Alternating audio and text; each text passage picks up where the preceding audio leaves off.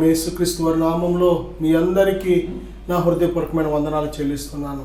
దేవుని బిడ్డలారా, ఈరోజు దేవుని వాక్యాంశము కానీ మనం చూసినట్లయితే లోకము ఎరుగదు అనే అంశం మీద ఏ విషయాలు ఎరుగదు అనే విషయాలు మనం ధ్యానం చేయబోతున్నాం.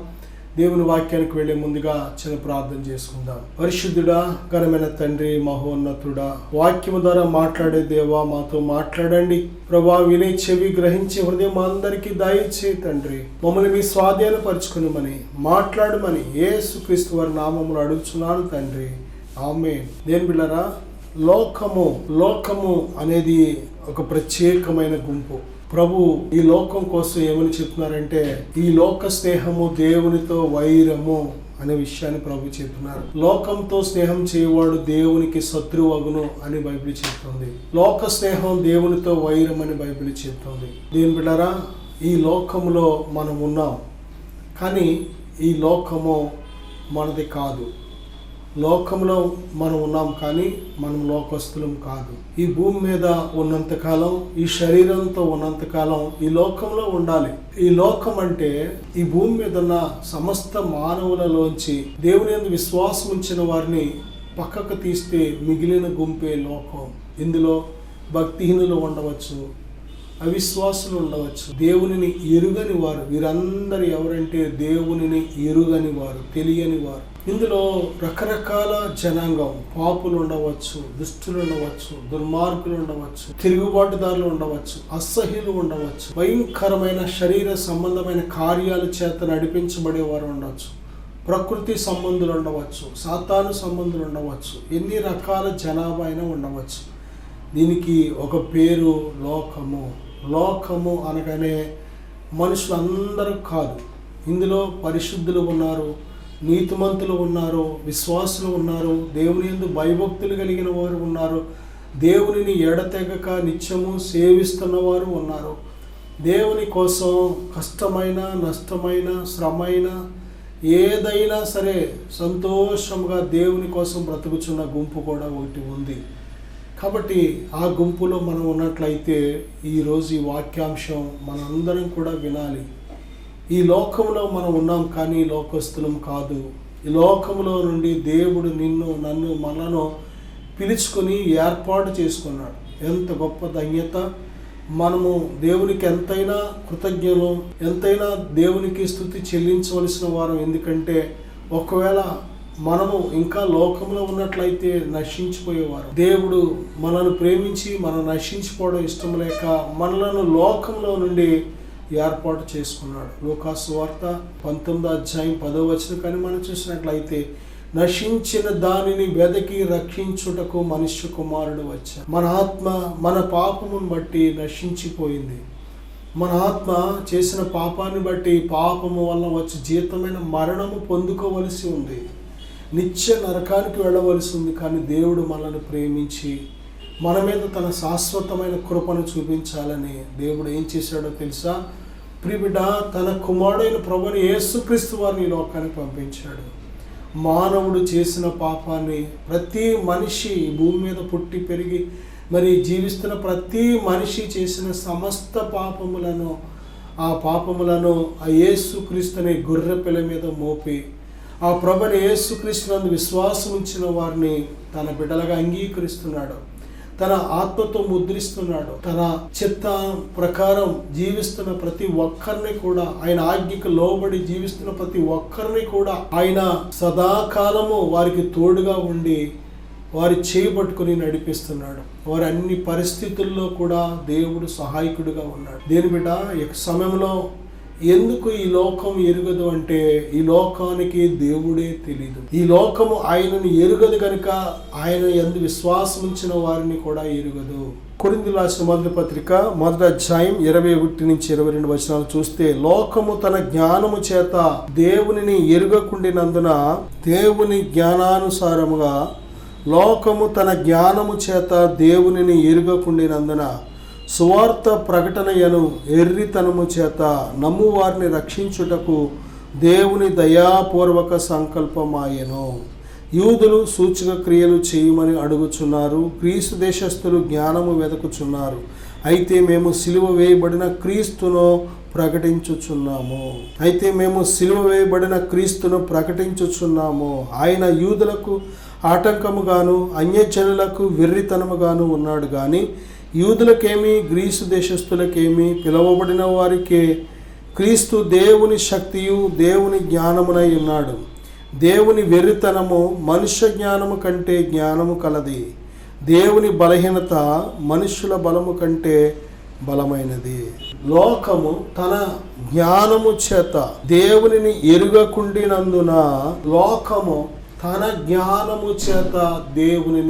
ఎరుగకుండినందున దేవుడు మానవుని సృష్టించినప్పుడు జ్ఞానం ఇచ్చాడు. ఆ జ్ఞానము కొంచెం వరకే. ఆ జ్ఞానము మరి ఈ లోకంలో మరి కొన్ని విషయాలు మనం గ్రహించగలం, కానీ దేవుడు చేసే క్రియలన్నీ కూడా గ్రహించడానికి ఆ జ్ఞానం చాలదు అని దేవుడే చెప్తున్నాడు. ప్రియబిడ్డ, అయితే ఇక్కడ ఒక గుంపు ఎవరు అంటే లోకము అనే గుంపు. ఈ లోక జ్ఞానము అనేది వేరు. మానవ జ్ఞానం, లోక జ్ఞానము, దెయ్యాల జ్ఞానము, ప్రకృతి సంబంధమైన జ్ఞానము అనే అనేక రకాల జ్ఞానాలు ఉన్నాయి. జ్ఞానవంతురాలు తన ఇల్లు కట్టుకొనును. ఏ జ్ఞానం అది? పరలోక సంబంధమైన దైవిక జ్ఞానం. మనకు జ్ఞానము కావాలి, దైవిక జ్ఞానం కావాలి. ఎవరికైనా జ్ఞానము కొదువుగా ఉంటే దేవుని అడగమని దేవుడు చెప్తున్నాడో దేవుడు వానికి ధారాళంగా కావలసిన జ్ఞానాన్ని దయచేస్తాడని దేవుడు వాగ్దానం చేశాడు. నా సహోదరుడు, సహోదరి, దేవుని జ్ఞానం మనకు అవసరం. దేవుని జ్ఞానం లేకే మనుషులు నశించిపోతున్నారు. మనుషులకు లోక జ్ఞానం ఉంది, మనుషులకు మానవ జ్ఞానం ఉంది, మనుషులకు ప్రకృతి సంబంధమైన జ్ఞానం ఉంది, మనుషులకు అనుభవపూర్వకమైన జ్ఞానం ఉంది, మనుషులకు అన్ని జ్ఞానాలు ఉన్నాయి. కెమిస్ట్రీకి సంబంధించిన జ్ఞానం ఉంది, ఫిజిక్స్ సంబంధించిన జ్ఞానం ఉంది, జువాలజీ సంబంధించిన జ్ఞానం ఉంది, బాటనీకి సంబంధించిన జ్ఞానం ఉంది, ఇంజనీరింగ్ సంబంధించిన జ్ఞానం ఉంది, మెడికల్కి సంబంధించిన జ్ఞానం ఉంది, మరి కంప్యూటర్కి సంబంధించిన సాఫ్ట్వేర్ జ్ఞానం ఉంది. మరి అనేక రకాల జ్ఞానాలు ఉన్నాయి మనిషికి. కానీ ఈ మనిషికి మరొక అవసరమైన జ్ఞానం ఉంది. అదేంటంటే దేవునిని తెలుసుకునే జ్ఞానం, దేవునిని తెలుసుకోవడానికి ఉపయోగపడే జ్ఞానం. ఈ లోక జ్ఞానము ఏమాత్రం దేవుణ్ణి తెలుసుకోవడానికి ఉపయోగపడదు. దేని బిడ్డలారా, లోకము తన జ్ఞానము చేత దేవునిని ఎరుగకుండినందున, లోక జ్ఞానము చేత దేవుని నువ్వు తెలుసుకోలేవు. దేవునిని ఎప్పుడు కూడా ఎలాగ నువ్వు గ్రహించగలవు అంటే విశ్వాసము ద్వారా మాత్రమే. విశ్వాసం, ఎందుకంటే కంటికి కనబడే వాటికి విశ్వాసం అక్కర్లేదు. మన ఎదురుగుండా ఉన్న వాటిని, మన కన్నులకు కనబడే వాటిని, చెవులకు వినబడే వాటిని నమ్మడానికి విశ్వాసం అక్కర్లేదు. కానీ ఆయన మన నేత్రాలకు అగోచరుడు, ఆయన మానవ నేత్రములకు అదృశ్యుడు. కనుక ఆత్మ అయిన దేవునిని నువ్వు తెలుసుకోవాలి అంటే, ఎరగాలి అంటే తప్పనిసరిగా విశ్వాసం కావాలి. విశ్వాసం అనేది ఒక టెలిస్కోప్ లాంటిది. విశ్వాసం అనేది ఒక మైక్రోస్కోప్ లాంటిది. దేని బిడ్డ, చూడండి, మనము ఎంత చిన్న జీవులనైనా, వైరస్, బ్యాక్టీరియా లాంటి చాలా చిన్న జీవులనైనా మనము మైక్రోస్కోప్ ద్వారా చూడగలుగుతాం. మైక్రోస్కోప్ లేకపోతే వాటిని మనం చూడలేం. కరోనా వైరస్ని మైక్రోస్కోప్ ద్వారా మాత్రమే చూడగలం. చాలా వైరస్లో మైక్రోస్కోప్ ద్వారా మాత్రమే చూడగలం. చాలా దూరానున్న నక్షత్రాలను టెలిస్కోప్ ద్వారా మాత్రమే చూడగలం. అలాగే దేవునిని, మానవ నేత్రములకు అగోచరుడైన దేవునిని విశ్వాసం అనే ఒక టెలిస్కోప్ అని పిలుస్తారా లేక మైక్రోస్కోప్ అని పిలుస్తామా అనేది మన ఇష్టం. కానీ విశ్వాసం అనే పరికరం ద్వారా మాత్రమే దేవుని విషయాలు మనం గ్రహించగలం. విశ్వాసము లేకుండా దేవునికి ఇష్టడైనట్టు అసాధ్యం. విశ్వాసము లేకపోతే దేవుని చుట్టూ మనం తిరిగినా కానీ దేవుని మనం గ్రహించలేం. దేవుడు మన చుట్టూ ఉన్నా కానీ దేవుని మనం గ్రహించలేం.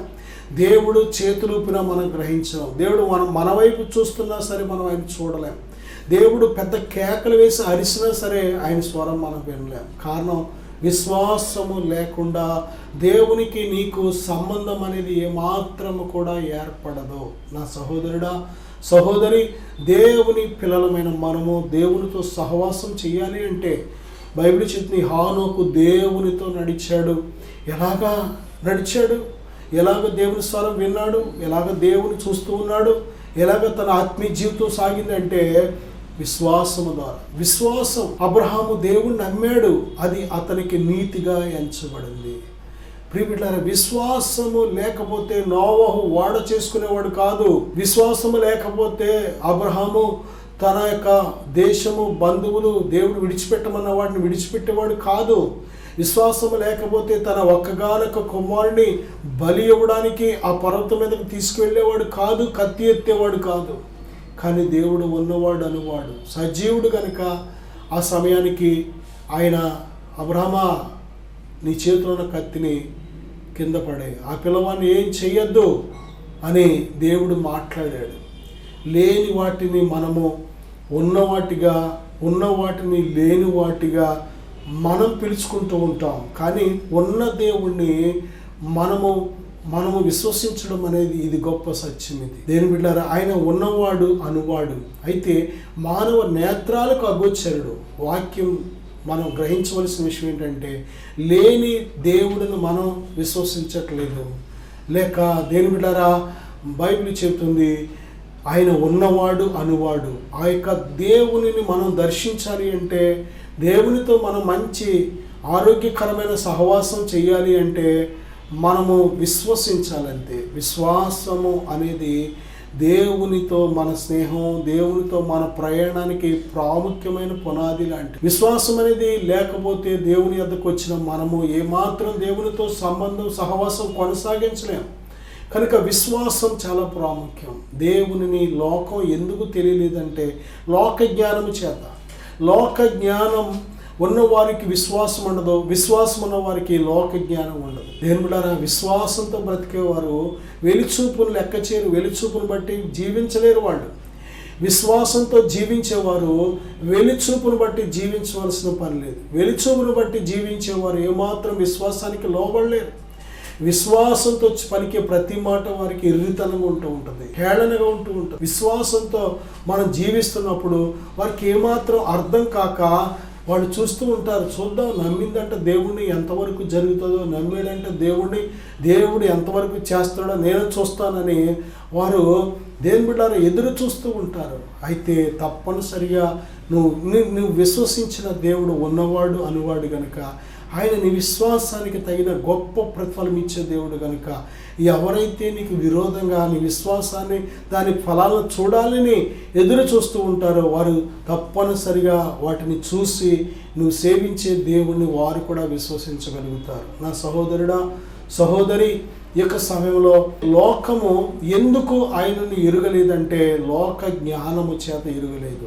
యోహాను సువార్త 14:17 లోకము ఆయనను చూడదు, ఆయనను ఎరుగదు గనుక ఆయనను పొందనేరదు. చూడండి, పరిశుద్ధాత్మ కోసం ప్రభువైన యేసుక్రీస్తు వారు ఆయన అబద్ధం ఆడని దేవుడు. 2026 సంవత్సరాల క్రితం మానవ శరీర ఆకారంతో ఈ లోకానికి ఆయన వచ్చి 33.5 సంవత్సరాల భూమి మీద శరీరధారిగా జీవించి మానవ పాపము నిమిత్తము తన ప్రాణాన్ని, తన రక్తాన్ని వెలగా చెల్లించాడు. మనలను తన సొత్తుగా చేసుకోవడానికి, మనలను దేవుని పిల్లలుగా చేయడానికి, దేవునితో, పరలోకపు తండ్రితో మనకున్న సంబంధం, సహవాసం తిరిగి నెలకొల్పడానికి ప్రభువారు అంత గొప్ప ప్రేమను చూపించారు.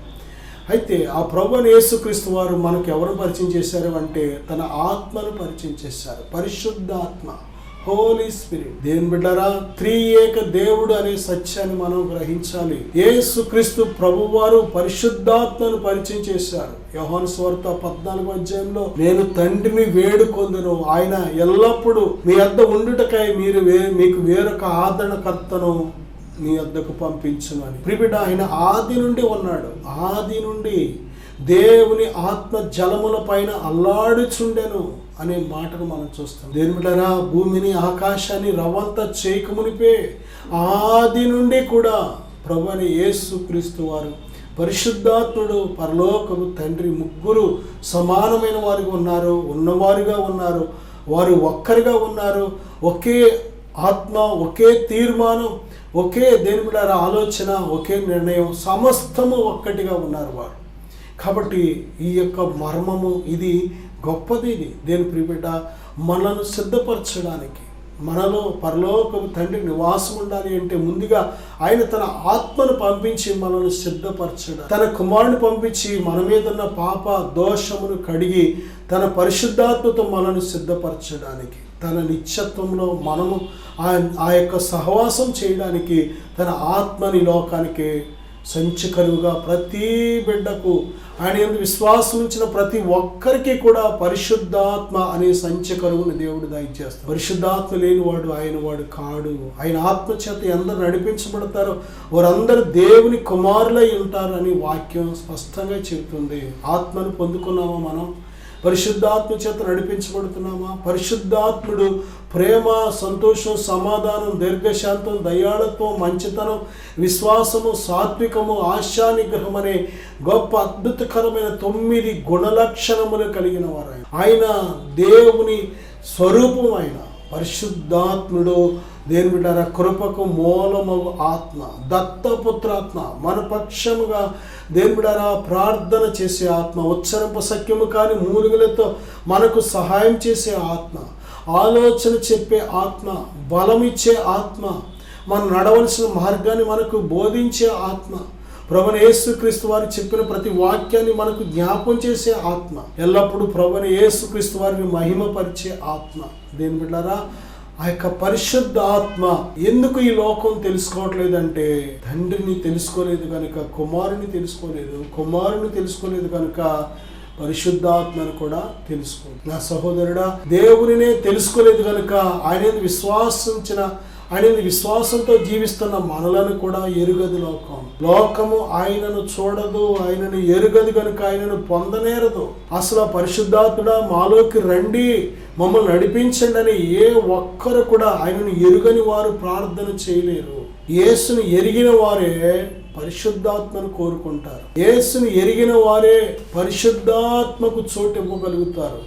యేసును ఎరిగి ఆయన చెప్పిన వాక్యంలో ఒకటి నమ్మి ఒకటి నమ్మని వారిని పరిశుద్ధాత్ముడు కూడా వారిలోకి ప్రవేశించలేరు. కారణం ఏంటంటే ఈ భూమి మీద అనేకమైన తప్పుడు బోధలు కూడా ఉన్నాయి కనుక పరిశుద్ధాత్ముడు లేడు అనే బోధ ఉంది, పరిశుద్ధాత్మ మనకు అక్కర్లేదనే బోధ ఉంది, అసలు పరిశుద్ధాత్ముడు ఉన్నాడన్న సంగతి మాకు తెలియదని గుంపులు కూడా ఉన్నాయి. కనుక దేని బిడ్డలారా వారు నడిపించబడిన వారికి బోధించబడిన విధానాన్ని బట్టి పరిశుద్ధాత్మను కోరుకోలేని వారు ఎంతో మంది ఉన్నారు. పరిశుద్ధాత్మను దేవుడే సంచకరుగా మనకిస్తున్నాడు. అపొస్తలుల కార్యాలు 2:38 మీరు మారు మనసు పొంది పాప క్షమాపణ నిమిత్తము బాప్తిసం పొందండి, అప్పుడు మీరు పరిశుద్ధాత్మ అను వరమును పొందుదురు. ఇది మీకు మరి మీ పిల్లలందరికీ ఆయన వద్దకు వచ్చే వారు అందరికీ కూడా ఈ వాగ్దానం అని దేవుడు వాగ్దానం చేశాడు. ఇంత గొప్ప వాగ్దానం ఉండగా నా సహోదరుడు ఆ సహోదరి పరిశుద్ధాత్ముడు ఇంకా ఉన్నాడనే విషయం మాకు తెలియదని గుంపు ఉన్నారంటే చూడండి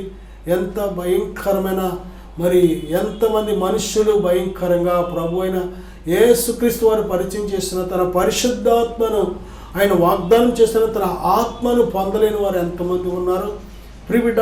కాబట్టి ఆ యొక్క ఆత్మను ఈ లోకం అంటే ఎరుగలేదు, యేసును ఎరుగలేదు కనుక, యేసుకు చోటు ఇవ్వలేదు కనుక, పరిశుద్ధాత్మ కూడా వారు చోటు ఇవ్వలేరు కనుక పరిశుద్ధాత్ముడు దర్శించిన వారికి తెలీదు.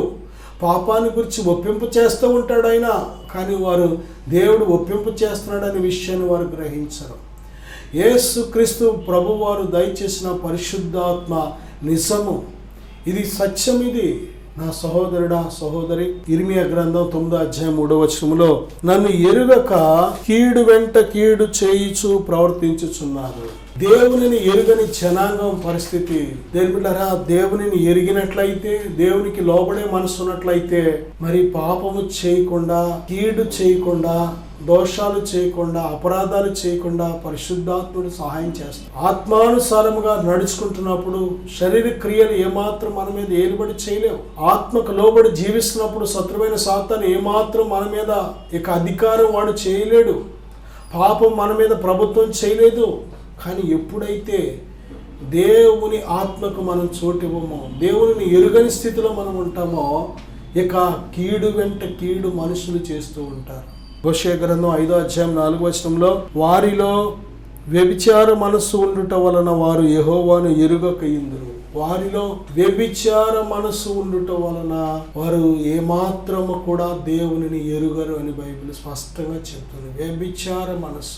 చాలా జాగ్రత్త నా సహోదరుడా, సహోదరి. నీ మనస్సు నిన్ను మోసపరచకుండా జాగ్రత్త పడు. హృదయం అన్నిటికంటే ఘోరమైన వ్యాధి కలిగింది. హృదయం మోసకరమైంది. దాన్ని గ్రహింపగలిగిన వాడు ఎవడో బైబిల్ అడుగుతుంది. నా సహోదరుడా, హృదయాన్ని గ్రహిస్తున్నావా? నీ హృదయం ఏ త్రోవన నేను తీసుకువెళుతుందో, నీ హృదయం ఎలాగ నిన్ను నడిపిస్తుందో, నీ క్రియలు ఎలాగున్నాయో ఏనాడైనా ఆలోచన చేసావా? నీ హృదయం చెప్పినట్టు నువ్వు విని వెళ్ళిపోతే, నీ మనసు చెప్పినట్టు విని నువ్వు వెళ్ళిపోతే చివరికి మోసపోతావు. ఒకడు తన ఎదుట మార్గము సరైనదిగా కనబడుతుందంట, కానీ చివరికి అది మరణమునకు దారితీస్తుంది. కనుక నేడు అనబడే సమయం ఉన్నప్పుడే నీ క్రియలను సరిచేసుకో. దేని బిడ్డ, దేవునిని తెలుసుకో. నీ కోసం ఆయన పంపిన తన పరిశుద్ధాత్మను తెలుసుకో. ఆయన ఆత్మను పొందుకో. ఆయన ఆత్మ చేత నడిపించబడు. ఆయన ఆత్మ చేత జీవించు.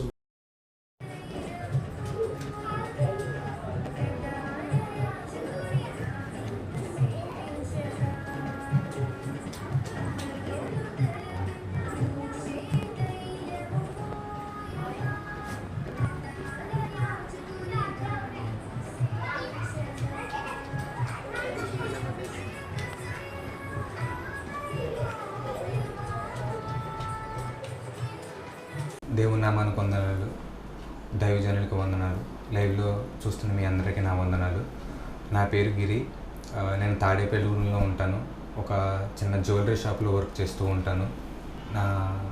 అసలు దేవుడు అంటే ఏంటో నాకు తెలియదు, ఏమీ తెలియదు. ఫస్ట్లో నా పాత జీవితం చాలా దారుణంగా ఉండేది. దేవుని యందు భయభక్తులు లేకుండా, ఏమీ లేకుండా ఉండేవాడిని నేను. సిగరెట్లు కాల్చడం, మందు తాగడం, స్నేహితులతో బయటకు వెళ్ళడం, సినిమాలకు వెళ్ళడం, అలా ఉండేది నా జీవితం.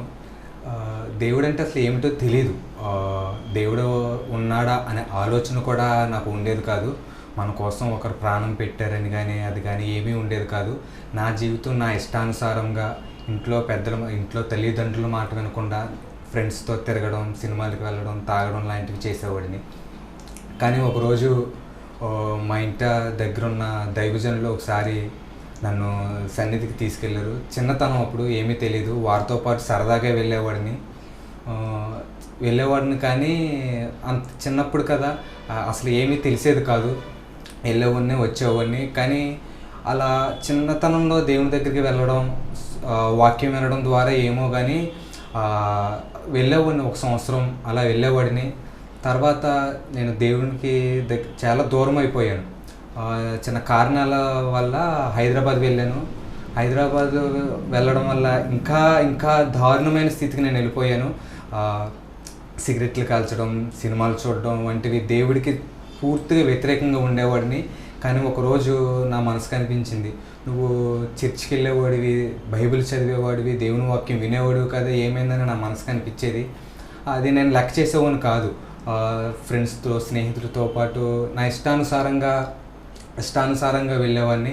కానీ ఒకరోజు దైవజనులు నన్ను చూసి, అమ్మ సన్నిధికి రాలేదు అని అడగడం వల్ల ఒకరోజు మళ్ళీ వెళ్ళాను. కానీ అలాగా అటువైపు ఉంటూ వాళ్ళకి తెలియకుండా, ఎవరికీ తెలియకుండా సన్నిధికి వెళ్ళామన్న పేరుకే కానీ నా ఇష్టానుసారంగా ఉండేది జీవితం. కానీ ఒకరోజు దేవుడు నాతో మాట్లాడాడు వాక్యం ద్వారా. అప్పటి నుంచి నేను దేవుళ్ళో ఎదుగుతూ వచ్చాను. నేను 4 సంవత్సరాల క్రితమే నేను రక్షణ పొంది 4 సంవత్సరాలు అవుతుంది. అప్పటి నుంచి నేను దేవుళ్ళో ఎదగడం ప్రారంభించాను. నేను 2021 సంవత్సరం నవంబర్ 26 రక్షణ పొందాను.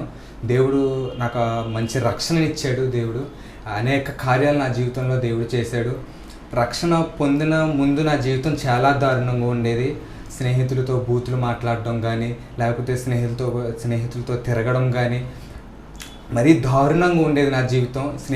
స్నేహితులతో కలిసినప్పుడు సిగరెట్లకి డబ్బులు లేకపోతే మేము ఒక చోటన సిగరెట్లు కాల్చేవాళ్ళం. అక్కడ అగ్గిపెట్టెలతో పాటు సిగరెట్లు కాల్చేసాక చిన్న చిన్న ముక్కలు వదిలేస్తాం కదా, డబ్బులు లేనప్పుడు అవి ఏరుకొని మరీ సిగరెట్లు కాల్చేంత దీనమైన స్థితిలోకి నేను వెళ్ళిపోయాను. దేవుడు ఆ బంధకాల నుంచి దేవుడు నన్ను విడిపించాడు, మందు నుంచి విడిపించాడు, సినిమాల నుంచి విడిపించాడు.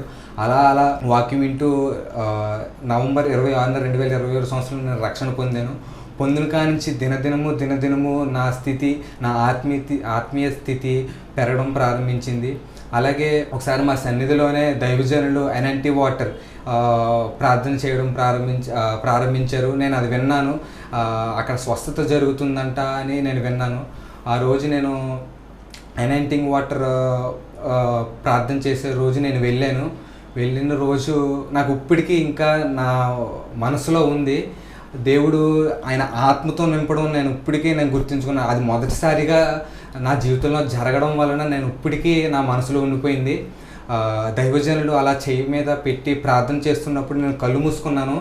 ఇది నా మొదట దేవుడు నన్ను తాకిన స్థితి ఇప్పటికీ నా మనసులో ఉంది. ఆయన చేయి పెట్టి ప్రార్థించినప్పుడు దేవుడు ఆయన ఆత్మతో నింపాడు. అది మీకు చెప్పడానికి ఎలా అంటే, నడినెత్తి నుంచి అరికాలు వరకు మనకి నీటి బిందువు ఇక్కడ వేస్తే ఎలా అయితే కిందకి జారుకుంటా వస్తుందో ఆ బటన్ వేలు వరకు, అలా ఆయన ఆత్మతో నింపడం నేను గ్రహించాను. అప్పటి నుంచి నా ఆత్మీయ స్థితి దినదినము అభివృద్ధి చెందింది. అలాగే 2 సార్లు అనెంటింగ్ వాటర్తో నన్ను ప్రార్థన చేశారు. మొదటిసారిగా అలా అభిషేకంతో నింపేడు దేవుడు. రెండవసారి ప్రార్థన చేస్తున్నప్పుడు మన చీకటి గదిలో ఉన్నట్టుండి స్విచ్ చేస్తే ఒకేసారి వెలుగు ఎలా వస్తుందో అలా నా కనులకు అలా అనిపించింది. చుట్టూరు చీకటి, ఒక్కసారిగా మన చీకటి గదిలో పెట్టేసి ఎలాగైతే స్విచ్ ఆన్ చేస్తామో లైటు, ఎలాగైతే ఒకేసారి వెలుగు వస్తుందో అలా వెలుగు వస్తుంది. ఆ 2 సార్లు ఎనైటింగ్ వాటర్ ద్వారా నేను దేవుళ్ళో ఆయన నాతో ఉండడం గ్రహించాను. అప్పుడు లైవ్లో చూస్తున్న మీ అందరికీ నా వందనాలు. నా పేరు గిరి. నేను తాడేపల్లిలో ఉంటాను. ఒక చిన్న జ్యువెలరీ షాప్లో వర్క్ చేస్తూ ఉంటాను. నా ఆత్మీయ జీవితంలో దేవుడు ఎన్నో కార్యాలు చేశాడు, ఎన్నో అద్భుతాలు చేశాడు. నేను దేవుళ్ళలోకి వచ్చిన తర్వాత మామూలుగా నేను రక్షణ పొందినప్పుడు నా బంధువులు అందరూ నన్ను దూరం చేశారు, నా స్నేహితులు అందరూ నన్ను దూరం చేశారు. కానీ ఆయన ప్రేమ నన్ను ఎంతగానో ఆదరించింది, ఎంతగానో నన్ను ఆదరించి దగ్గరికి తీసుకుంది. ఎంతోమంది ఎందుకురా అలా చేస్తున్నావు, ఇలా చేస్తున్నావు అని ఎంతోమంది నన్ను నలుగురిలో అడిగారు, ఇంటికి పిలిచి కౌన్సిలింగ్ ఇచ్చారు. ఎంతోమంది ఎన్నో విధాలుగా ఇబ్బంది పెట్టారు, అందరూ దూరం చేయడం. కానీ అప్పుడు నేను ఎంతో బాధపడ్డాను. కానీ దేవుడు నన్ను ఎంతగానో ఆదరించాడు. ఆయన నా మనసు ఎంతో తేలికపరిచాడు. అనేకమైన సార్లు ఒక్కొక్కసారి కొంతమంది మనుషులు దూరం చేస్తున్నప్పుడు కూడా ఎంతో బాధపడేవాడిని. కానీ ఆయన ప్రేమ ముందు, ఆయన చూపించిన ప్రేమ ముందు నాకు ఏమేమి సరిపోలేదనిపించింది.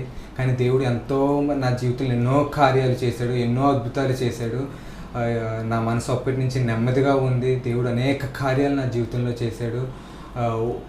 ఇప్పుడైతే ఇదివరకైతే బాధపడేవాడిని, కానీ ఇప్పుడైతే దేవుడు నా జీవితంలో వచ్చిన తర్వాత ఎవరి గురించి కానీ బాధ కానీ ఎటువంటి కానీ ఏమీ లేదు. దేవుడితో నేను ఆత్మీయంగా ఎంతో ఆయనతో పాటు నడుస్తున్నాను. ఆయన ఎంతగానో నన్ను ఆదరిస్తున్నాడు. అనేక కార్యములు దేవుడు నా జీవితంలో చాలా చేశాడు. ప్రతి విషయంలోనూ ముందుండి నడిపించి, ప్రతి విషయంలోనూ దేవుడు ఎంతగానో ఆదరించాడు. రక్షణ తీసుకున్న సమయంలో తినడానికి లేకపోయినా అసలు ఏది చేయాలన్నా ఇబ్బందిగా ఉండేది. అందరూ నన్ను వేరుగా చూసేవారు. సోమవారం నుంచి శనివారం వరకు ఎన్ని మాటలు విన్నా ఆదివారం మటుకి దేవుని వాక్యంతో నన్ను ఎంతగానో ఆదరించాడు. ఒక తల్లి కంటే ఎక్కువగా, తండ్రి కంటే ఎక్కువగా ఆయన మాటలను చాలా ఆదరించాయి. సోమవారం నుంచి శనివారం వరకు ప్రతి ఒక్కరు సూటిపోటు మాటలతో ఎంతో బాధ పెట్టేవారు. కానీ నేను ఆయన యందు నిరీక్షణ ఉంచి ఆయన నమ్మి నేను ఆదివారం సన్నిధికి వచ్చేవాడిని. వచ్చినప్పుడు ఆయన మాటలను ఎంతో బలపరిచాయి. ఆయనకి ఏమి ఇచ్చినా రుణం తీర్చుకోలేం. దేవుడు అనేక కార్యాలు నా జీవితంలో ఎన్నో చేశాడు. ఆయనకి ఏమి ఇచ్చినా రుణం తీర్చుకోలేం. ఈ సాక్ష్యం దేవునికి మహిమ.